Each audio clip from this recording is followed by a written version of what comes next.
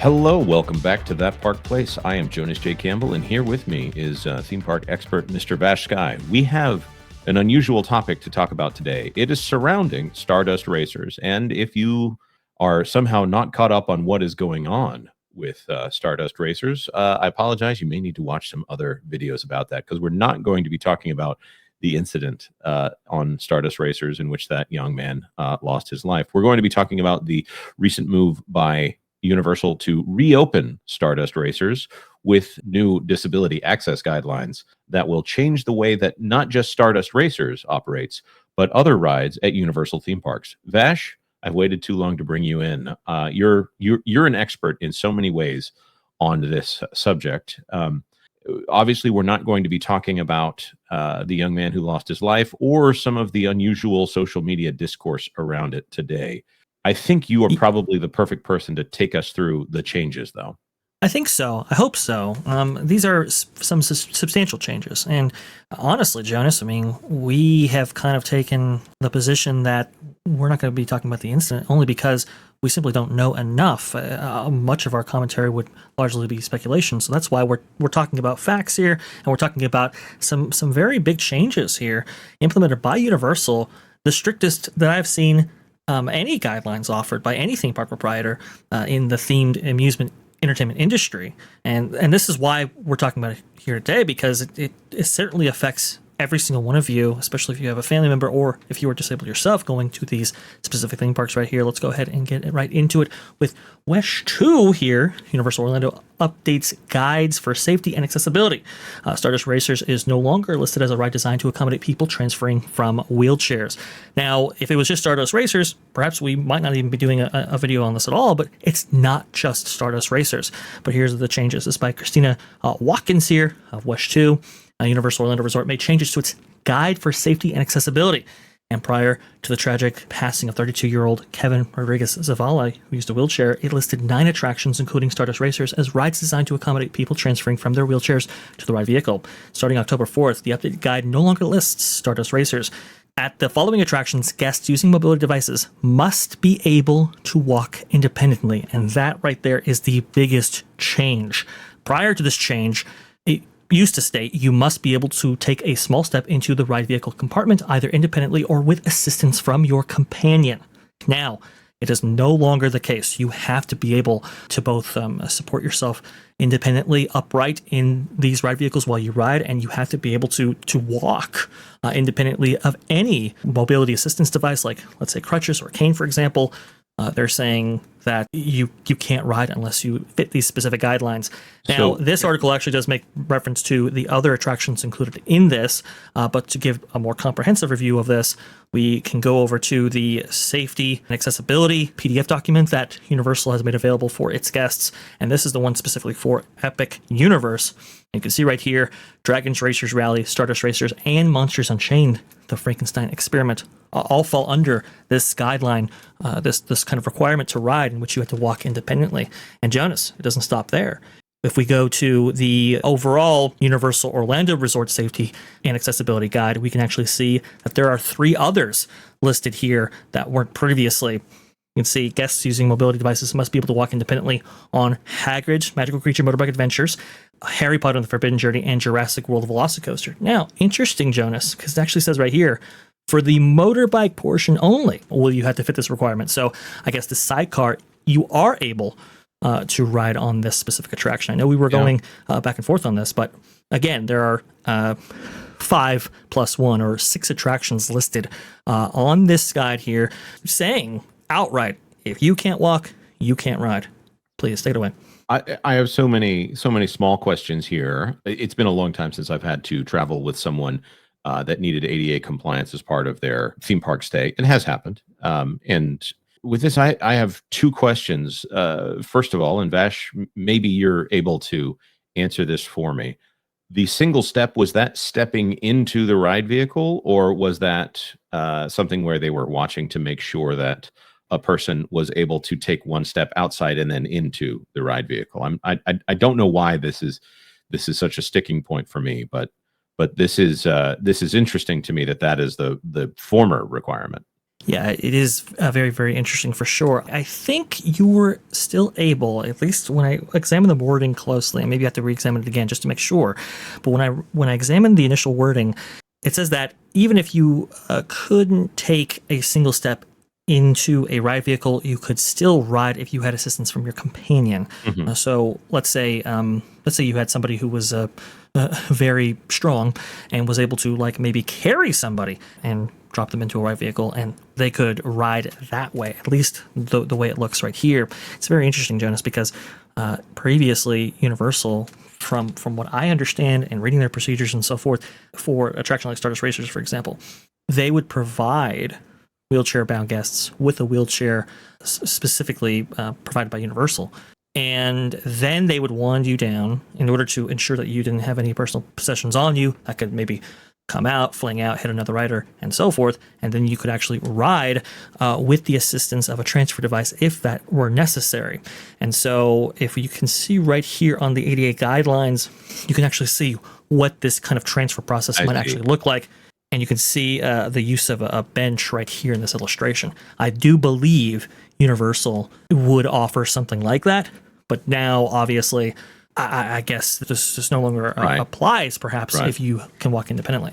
And I think I saw several ride vehicles when I went to Epic Universe. I believe the Mario Kart attraction might have one where an entire wheelchair could go onto a ride vehicle on certain ride vehicles. Obviously, not the standard 4-seater ride vehicle. Here would be an excellent example of that. The other question that I have is this something where if I'm like helping my child and I put my hand out to my daughter to help her get onto the ride vehicle, is the team member going to say, no, no, no, no, no?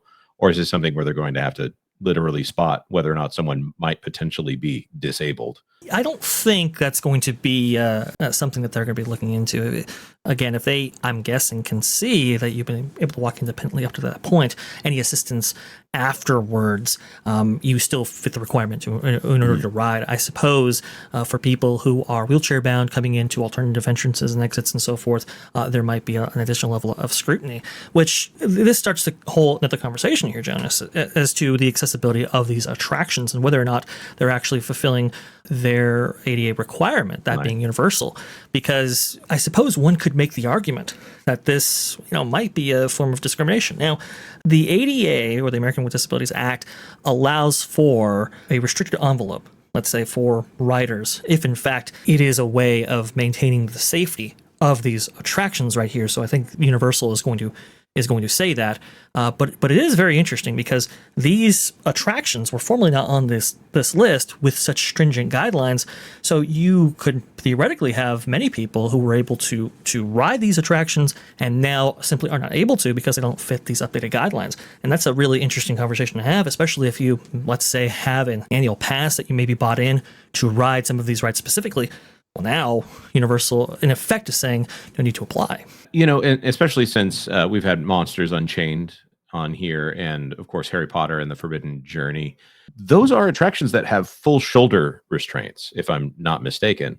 Right here, I know that there's one on Monsters Unchained. I'm curious as to why those specifically with full shoulder restraints. You're not getting out of there. Your legs are dangling. When you're on those rides. In fact, on Monsters Unchained, your legs are most likely by the force of gravity. You're kind of on your back for a large portion of that ride. So your legs are kind of resting on the ride vehicle. And it's one of the few clues to what direction you're facing other than your general sense of the environment. But I'm so curious as to what qualifies something in one direction versus the other. Hagrid's, for instance, the motorbike is the far seat. So if you are with someone that needs assistance, then you have to get onto the ride and then assist. And that is a relatively fast moving platform. Those Universal team members are doing their best to get people on there as quickly as possible. So I think that's going to create a couple of awkward situations here and there. I can imagine. Alicia Stella of Orlando Theme Park Stop was speculating, and this, of course, this portion is a little bit of a speculation here, but that for any attraction that doesn't capture your feet entirely, right? That doesn't cover them or have them be in a position in which they are surrounded.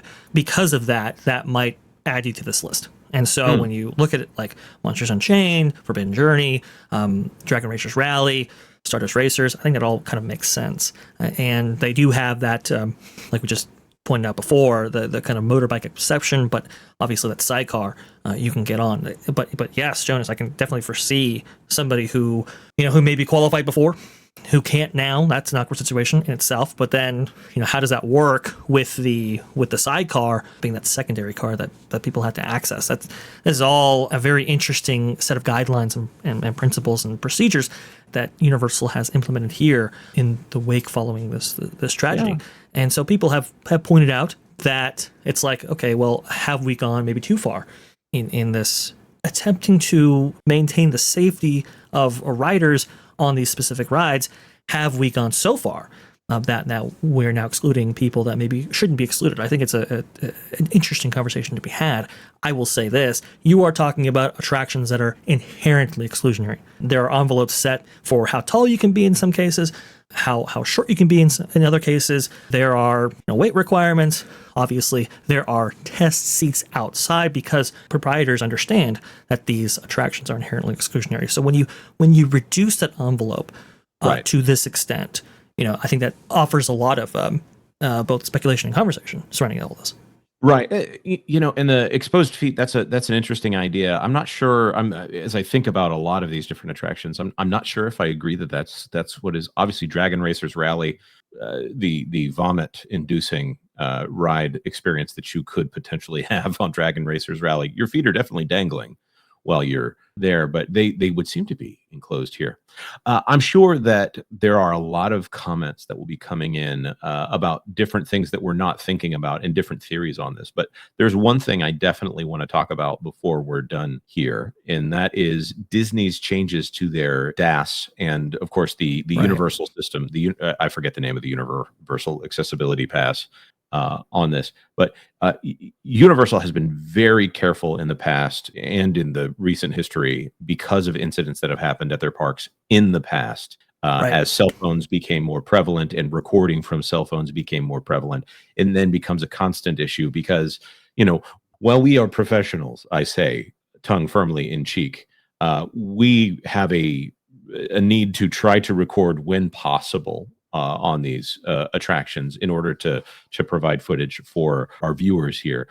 There's a lot of people that are just grabbing that cell phone and putting it out there. I think there have been more restrictions put on Universal rides over the years than any other theme park because they're trying so hard to be careful, but they're also known as being coaster parks. There are probably some people in the coaster community who chuckle at that and they would say, "Oh, Universal's not as good as, I don't know, Six Flags Qiddiya and Falcon's Flight that's not out yet." But Universal is one of the most accessible large brands, and they've got Hagrid's, they've got Velocicoaster. Velocicoaster is a lap bar. Stardust Racers, I believe, is a lap bar as well. And you go upside down over the water on Velocicoaster. Yeah. enough that it makes you go, okay, interesting. How is that okay? Right. But Disney is over here saying their entire park is ADA accessible, which is that's not a legal statement. That's the general idea you get from the way that they handle DAS. But Universal is saying, okay, well, if you want the coasters, we're going to have these restrictions. We're going to be working with people who are not necessarily in-house. They're contracted and they're doing amazing things while working with Universal, but these are coasters that are specifically designed in collaboration with outside firms. And so the restrictions are tighter. A large person can ride almost every ride at Disney, and that is definitely not the case at Universal. No, it's definitely not the case, especially now in the wake of all this. And look, when you have insurance companies who are paying out large settlements, or you have fiduciary to your shareholders in order to mitigate losses and so forth, and also to provide a safe environment for guests in order to ride these attractions, it's like, okay, well, now we can modify these experiences, but in that modification, do you actually mitigate your legal liabilities and so forth? So it's like, okay, well, let's not modify our experiences. Let's go ahead and provide these experiences the way they were designed. But also, too, we have to alleviate ourselves from legal liability. This is the route that Universal has chosen for various reasons right here. I will say, when it comes to this conversation, you look at Tron, right? And Tron has two different approaches when it comes to ride vehicles. One is the bicycle flavor, right?